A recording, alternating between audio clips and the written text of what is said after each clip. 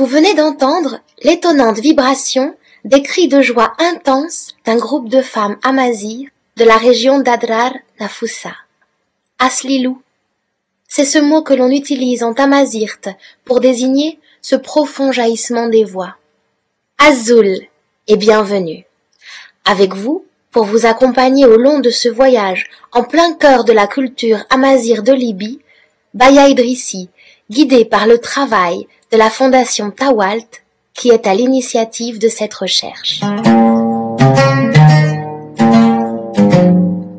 Ce documentaire nous conduira jusqu'en Libye, où certains peut-être seront encore surpris d'apprendre que ce pays était à l'origine habité par des Berbères. Mais commençons, si vous le voulez bien, par éclairer notre vocabulaire. Ce terme, berbère, que nous utilisons communément pour désigner les premiers habitants du Grand Maghreb, nous vient de l'époque romaine. Il s'apparente directement au mot barbare. Et oui, c'est ainsi que les Romains avaient choisi de désigner les peuples qui leur étaient tout simplement étrangers. Vous comprendrez alors pourquoi nous préférons utiliser ici le mot amazigh, qui en tamazirt signifie homme libre.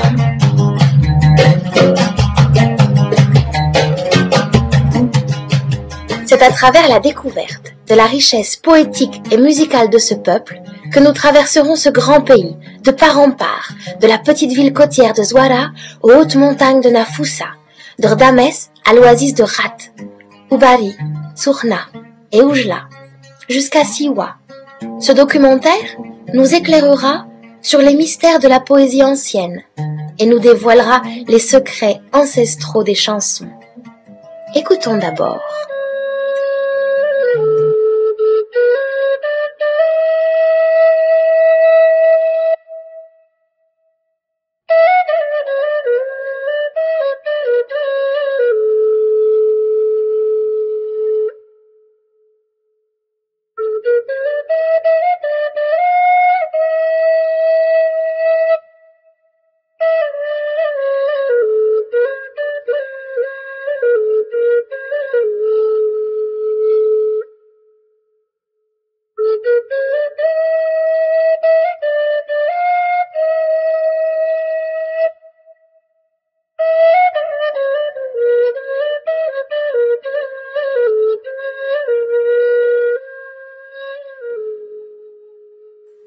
La flûte, ou tabga en tamazirt, est un instrument que l'on fabriquait autrefois à partir de feuilles de lotus.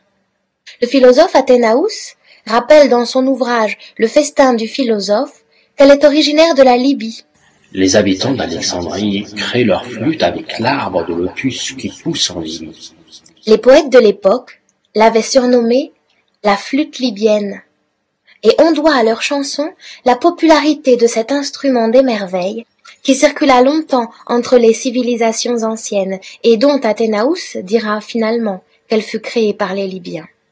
Syrtès l'utilisait lors des cérémonies religieuses dédiées à la déesse Koubili, la mère de tous les dieux.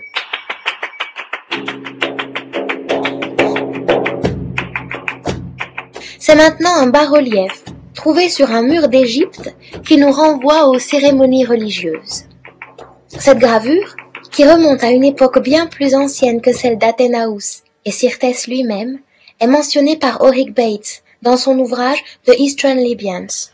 Les femmes libyennes témazérines en tamazirt exprimaient un puissant cri de joie lorsqu'elles entraient dans le temple du dieu Amoun. Et nous pouvons penser qu'elles priaient les dieux avec Aslilou, les cris de joie.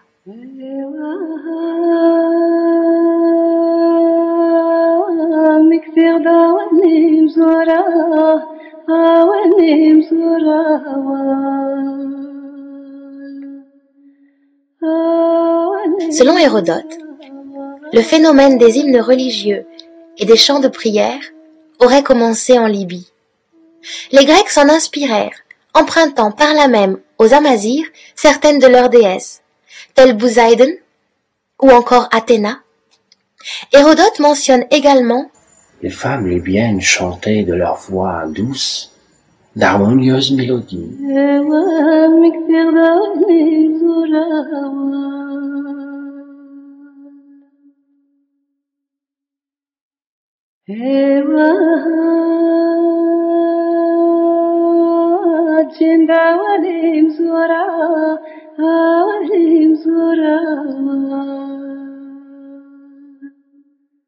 Robertson Smith, dans son ouvrage Religion of Semites, remarque que les cris de joie, que l'on nomme ici Aslilu, ont été progressivement transmis au peuple juif par l'intermédiaire des Grecs, jusqu'aux chrétiens, dont le célèbre Alléluia n'est pas sans rappeler les Loulouloulouli des chants amazirs.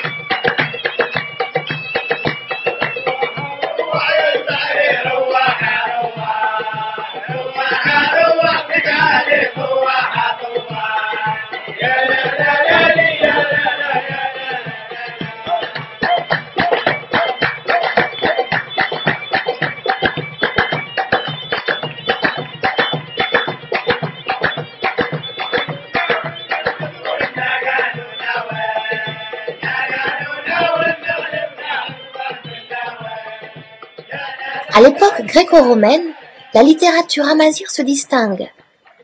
Citons 3 des grands penseurs de ce temps: Fronto, Terentius et Apuleius, tous d'origine amazigh.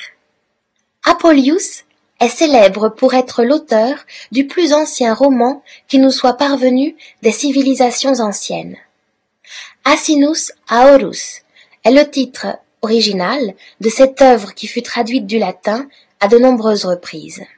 D'autres ouvrages mentionnent l'existence d'un roman plus ancien encore que celui-ci, mais cette œuvre n'a jamais été retrouvée. Terentius, quant à lui, est célèbre pour avoir écrit entre 166 et 160 avant Jésus-Christ des pièces de théâtre, dont on dira qu'elles eurent une influence sur le reste de l'écriture théâtrale jusqu'au XVIIe siècle. L'ère de la Rome chrétienne voit également naître 3 grands hommes d'origine amazigh qui influenceront considérablement la pensée chrétienne. Saint Marc, qui a contribué à l'écriture du Nouveau Testament. Tertullianos et enfin Saint Augustin, célèbre au-delà de ses ouvrages La Cité de Dieu et Confessions, qui sont traduits dans le monde entier.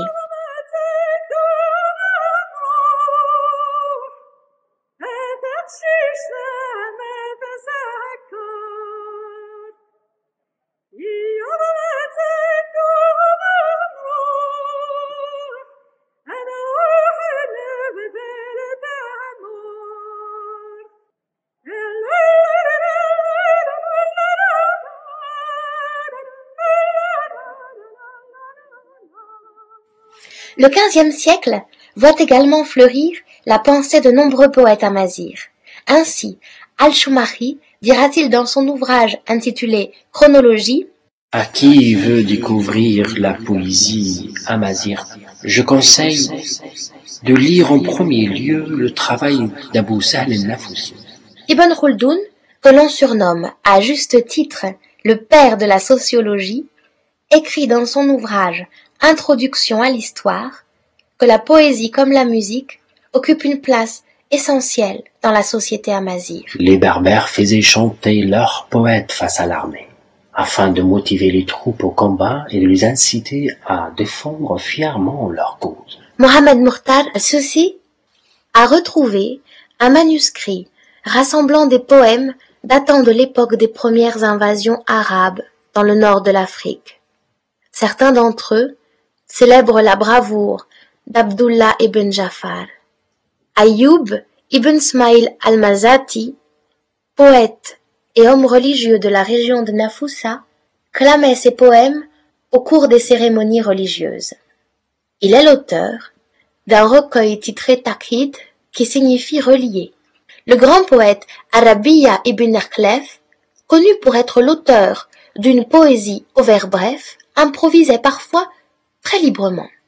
Son œuvre demeura influente et la force de son inspiration mystique nous est rapportée par Al-Shumahi dans l'un de ses écrits.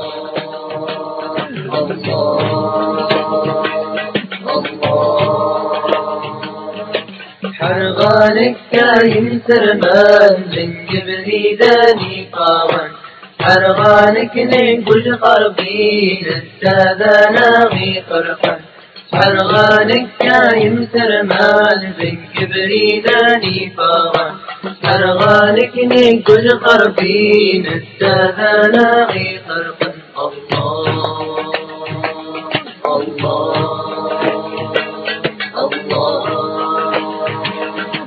يا ربي ومرانا غالب قلبي الناس لا نتبع السنة أن يقوى بريد الناس يا ربي ومرانا غالب قلبي الناس لا نتبع السنة أن يقوى بريد الناس الله. De belles plumes de femmes poussent également sur la terre de Nafusa. Et celles qui sont déesses, musiciennes, chanteuses, sont aussi de remarquables poétesses. Ainsi, Zidet Yillis Ntamnusheit, Sarah Talwatit, Zora Tarranit, Nana Maren, Palula Tanfusit, Tkeselit, Tasedratit, Zaiman Slimana Baruni,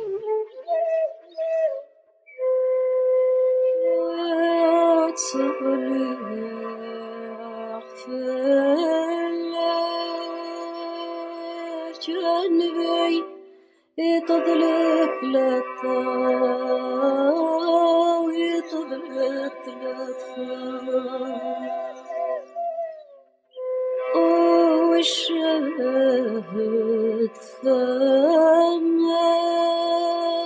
ثمام الثورة يصطن ثلاثة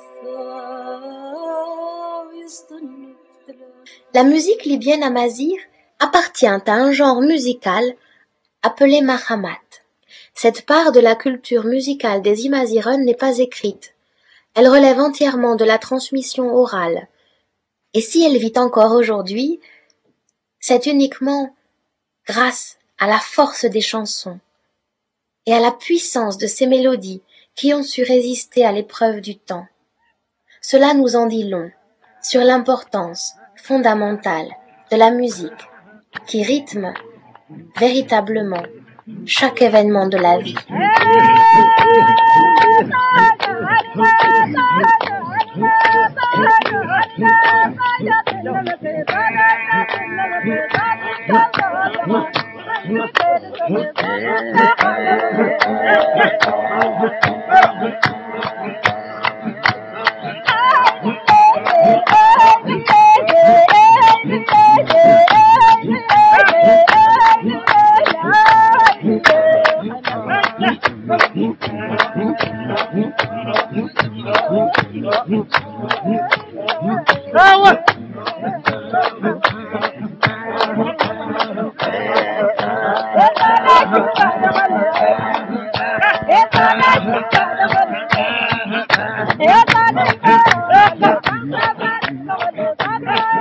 Si en effet elle célèbre la joie, la musique est aussi présente dans les moments pénibles de l'existence. Elle ne se vit pas d'ailleurs comme quelque chose de relégué à certains moments, mais elle fait partie de la vie, même celle de tous les jours, où elle peut jaillir librement et de façon spontanée. Notons par ailleurs que l'héritage musical des Amazirs de Libye occupe une place toute particulière dans l'univers de la musique nord-africaine et méditerranéenne, de par sa richesse et sa grande diversité.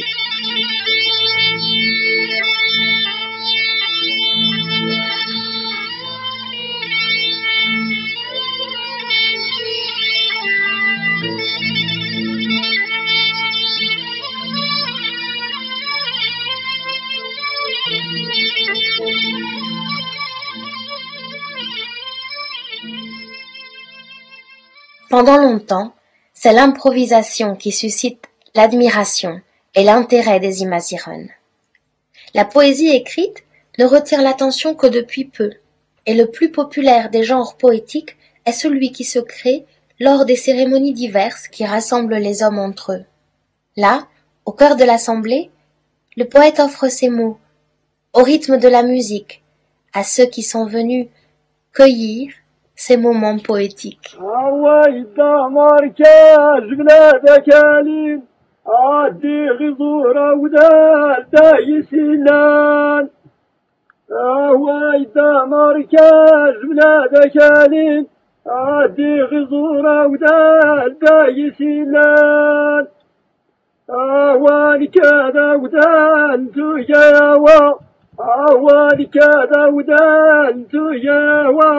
أنيغ المالي راجدي علولان أهوان كذا ودان تجاوى أنيغ المالي راجدي علولان يا حمام ورايا استاذر تيتيق فيني سولا داون يا ذروشان يا حمام ورايا استاذر تيتيق. En tamazirt, on dit amareg pour désigner la poésie, et le mot devient imurag au pluriel. Seriez-vous surpris d'apprendre que ce mot signifie tout à la fois désir, amour, impatience, excitation, envie? Le mot amareg est également lié au mot tawargit, qui signifie le rêve. Ils partagent la même racine et peuvent se voir rapprochés par le fait que tous deux entretiennent un lien avec la nuit. Car en effet, la plupart des cérémonies poétiques se déroulent après le coucher du soleil. Abra, Urar, Tamawesht et Tazerart.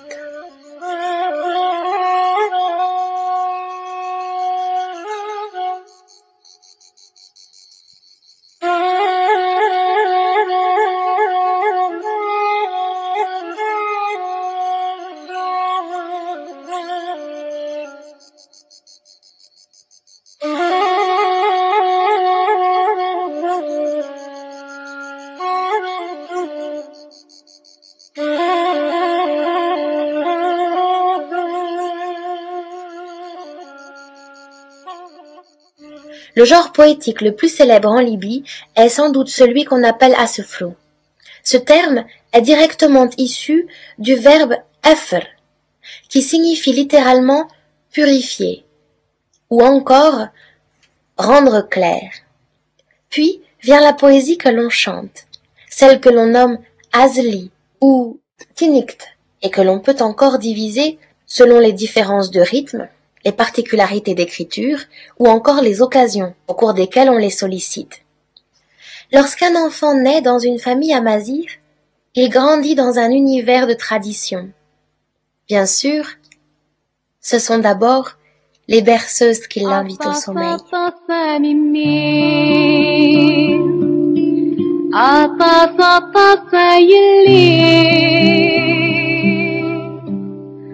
عطف من مير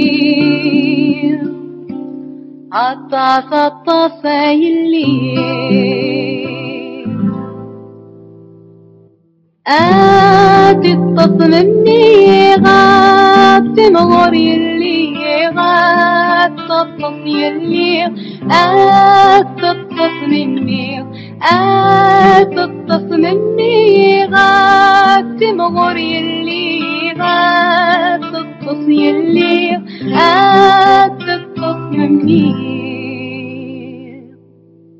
أتصطف آمني أتصطف يلي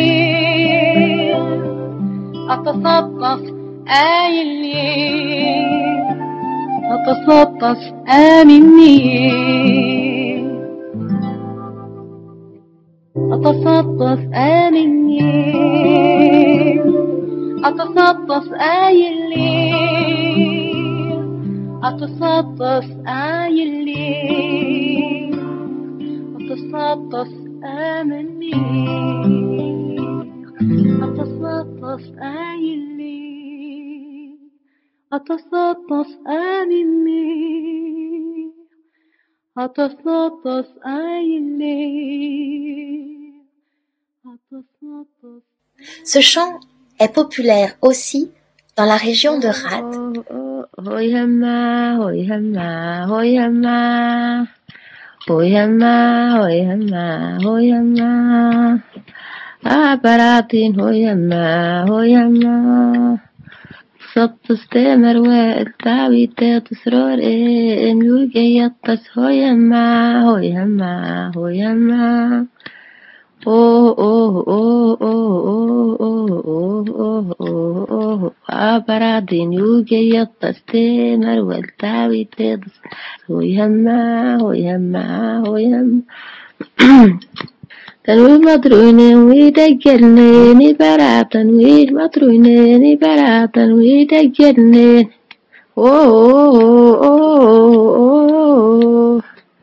عبراتيني ودبت سيدك نغي وصلانين عبراتيني ودبت سيدك نغي وصلانين عبراتيني ودبت سيدك Viennent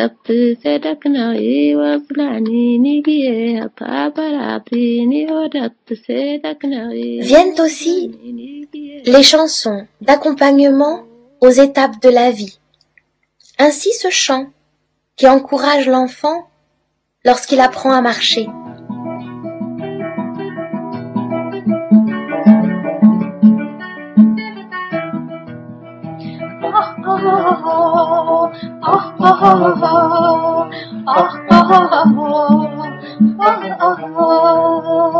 ديدي شابري ديدي شابري ديدي شابري ديدي شابري دا دروان وقلي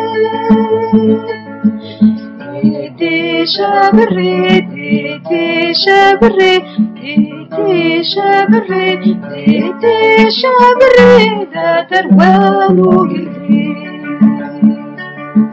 ديدش ديدش ديدش ديدش ديدش ديدش سادي ديدش ديدش ديدش ديدش ديدش ديدش سادي عشتي ديدي شابري ديدي شابري ديدي شابري ديدي شابري دا دروان وقلي ديدي شابري ديدي شابري ديدي شابري ديدي شابري دا دروان وقلي ديدش ديدش ديدش ديدش ديدش ديدش ساني ديدش ديدش ديدش ديدش ديدش ديدش ساني عشتي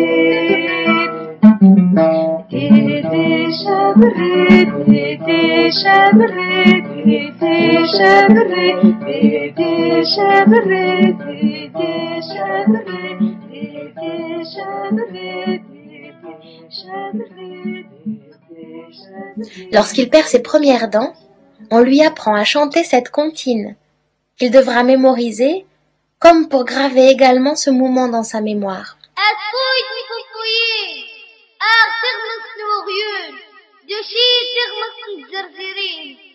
Suivent alors un grand nombre de chansons traditionnelles.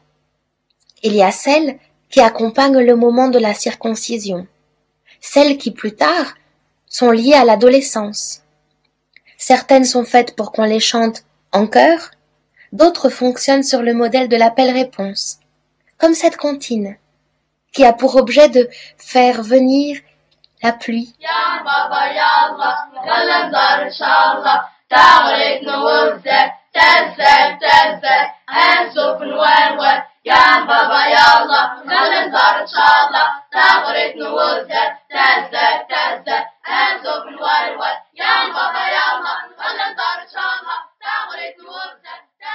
La chanson que vous allez entendre maintenant a été composée en l'honneur du 10e jour du premier mois du calendrier lunaire. Et c'est ce jour-là que la coutume veut qu'elle soit chantée.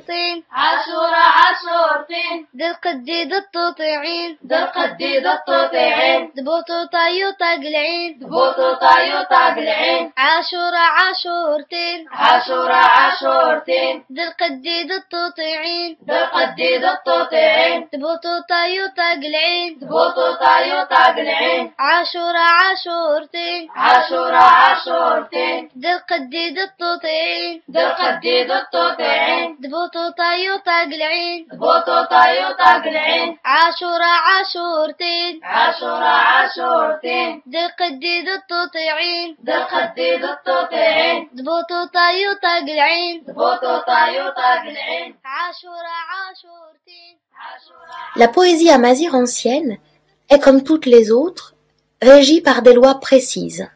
Elle obéit à un certain nombre de contraintes et de procédés rythmiques. Le principal standard est Talalait, que le linguiste Hussein Jouad divise en 87 types et qu'il définit comme étant un vers archétype.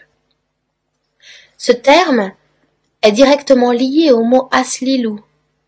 Il trouve sa racine dans le verbe lilou, qui évoque la répétition du son lou lou lou lou li, où il puise sa signification.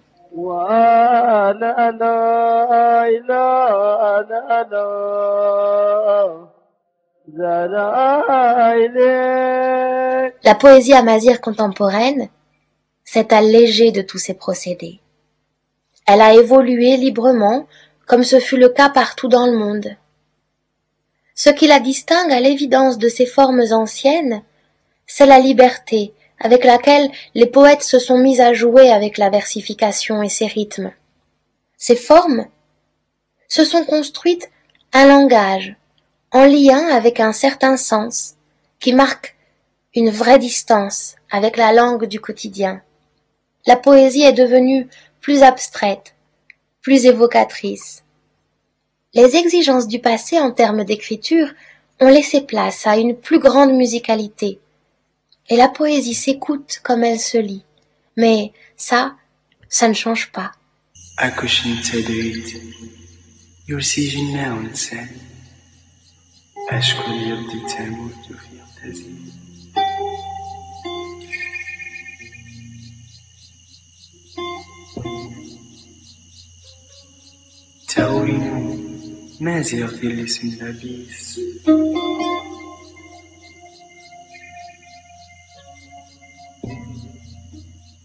تطعم الأزر الزيني مزون فليس سكر تعودت نزيني مولمي فليس نتك الزيني أكو شيشانة وتعود